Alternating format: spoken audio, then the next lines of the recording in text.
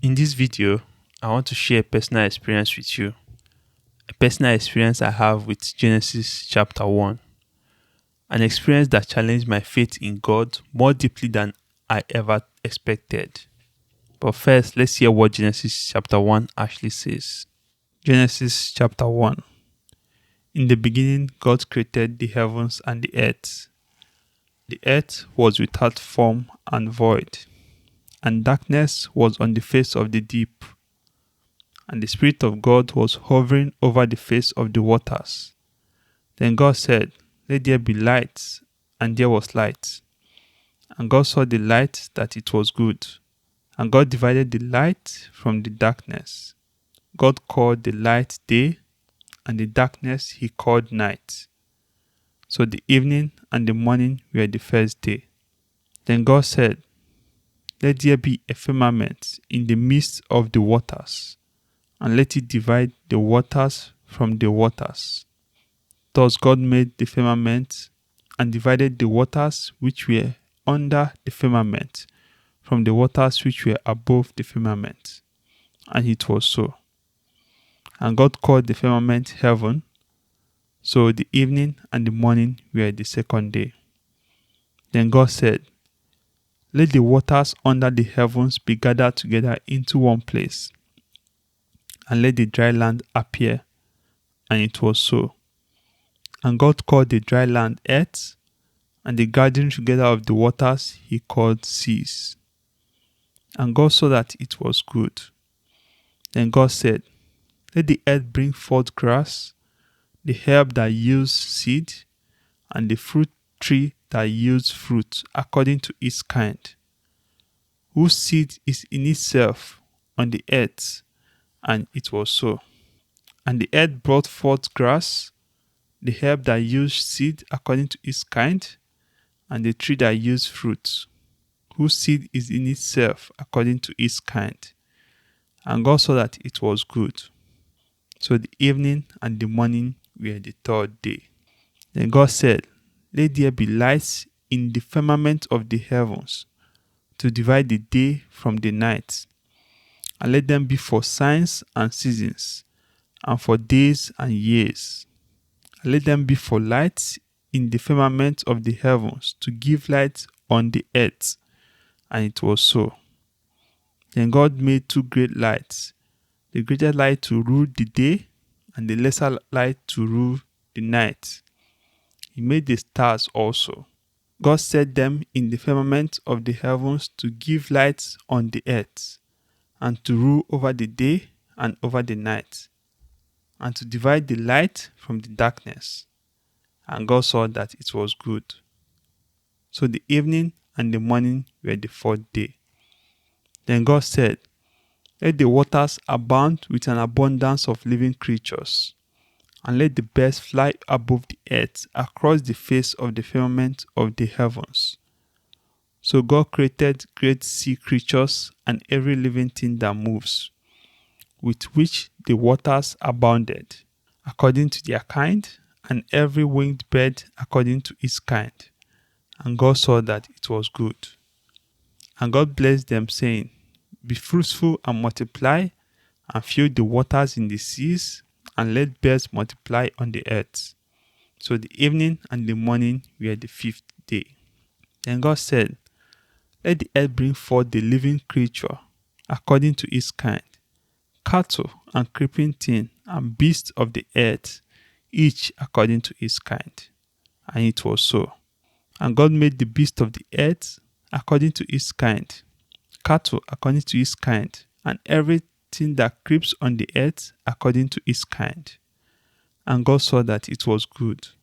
Then God said, "Let us make man in our image, according to our likeness. Let them have dominion over the fish of the sea, over the birds of the air, and over the cattle, over all the earth, and over every creeping thing that creeps on the earth."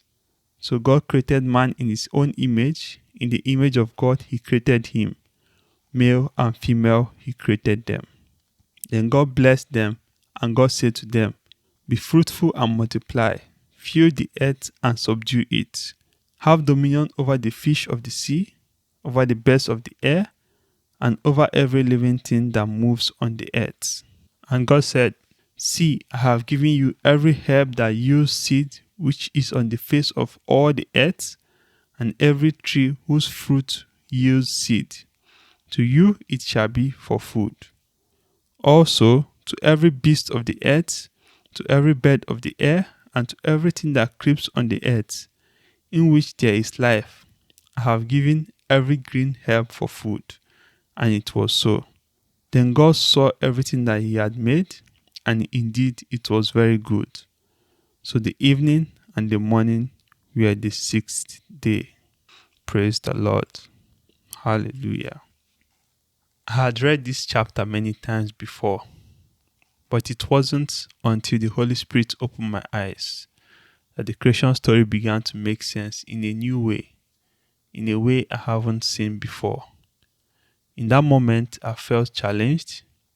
I felt convicted. Not about what I knew, but about how deeply I truly believed the Word of God. If you're anything like me, you probably went through the standard academic system, and from a young age, you were taught ideas like the Big Bang Theory and evolution. Ideas that clearly contradict the creation story in the scripture. And because we heard those ideas so early and so often, they began to feel normal. And without realizing it, those ideas created small cracks, subtle doubts in our confidence in scripture. But as believers, we are called to trust the inspired word of God in its entirety, including the creation account in Genesis 1. So let this chapter challenge you today the same way it challenged me by posing this question to you. Do you believe the word of God fully? Not just the easy parts, but do you believe all of it? But Genesis 1 didn't just challenge my faith, it also introduced me to something deeper, something more beautiful. Genesis 1 became my first introduction to the Trinity. Not just God the Father, but God the Son and God the Holy Spirit. Let's look again at the first two verses of Genesis chapter 1. In the beginning, God created the heavens and the earth. The earth was without form and void, and darkness was on the face of the deep. And the Spirit of God was hovering over the face of the waters. Here we clearly see God the Father, right? In the beginning, God created. We also see God the Holy Spirit. The Spirit of God was hovering over the face of the waters. But here's the part many people miss. We are also introduced to God the Son in the same opening verses. You might say, how? I don't see him mentioned there. Okay, let me show you. First, let's read John chapter 1, verses 1 to 3. And we're also going to read John chapter 1, verse 14. I read John chapter 1, verses 1 to 3 says, In the beginning was the Word, and the Word was with God, and the Word was God. He was in the beginning with God. All things were made through him, and without him nothing was made that was made. John chapter 1 verse 14 says, And the Word became flesh and dwelt among us, and we beheld his glory, the glory as of the only begotten of the Father, full of grace and truth. So what do we see here in these two verses of the scripture? In the beginning was the Word. The Word was with God, and the Word was God. All things were made through him, and the Word became flesh and dwelt among us. This makes one truth crystal clear, right? The Word is Jesus Christ, the only begotten Son of God, the one through whom all things were created. So that means this. When God created the heavens and the earth, he did so through the Word, through God the Son. Genesis 1 is not just a story of creation. It is a revelation of the Father, the Son, and the Holy Spirit, moving together in perfect unity from the very first beginning. And when the Holy Spirit revealed these things to me, my understanding of the Word deepened, and I realized just how powerful, how beautiful, and how complete the Word of God truly is. The first chapter of the first book of the Bible is packed with a lot of truths, but these truths will mean nothing to you if you don't have a personal relationship with Jesus Christ. So if you permit me today, I'll say a quick prayer for you in Jesus' mighty name, in the name of Jesus. For everyone under the sound of my voice, Lord, that doesn't have a personal relationship with you, Father, Lord, I commit them into your hands and I pray that you draw them close. For no one comes to you except the Father draws them. I pray, Father, Lord, that you draw everyone under the sound of my voice close to you. I pray that you give them the free gift of salvation. I pray that you give them the Comforter, the Holy Spirit, to convict them of sin and of righteousness, to guide them through the journey of life until the day that they meet you and be with you there in heaven. For in Jesus' mighty name I prayed. Amen. Alright, so we've come to the end of the video.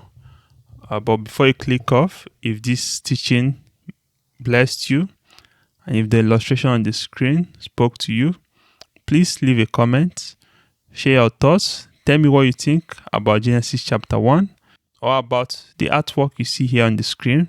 Tell me what you think it means, your interpretation of it. And if you like to see more Bible chapters visually illustrated like this, coupled with Bible teaching, subscribe to Chapters Illustrated so you don't miss the next upload. Thank you for watching, and remember, Jesus loves you. Have a nice day and goodbye.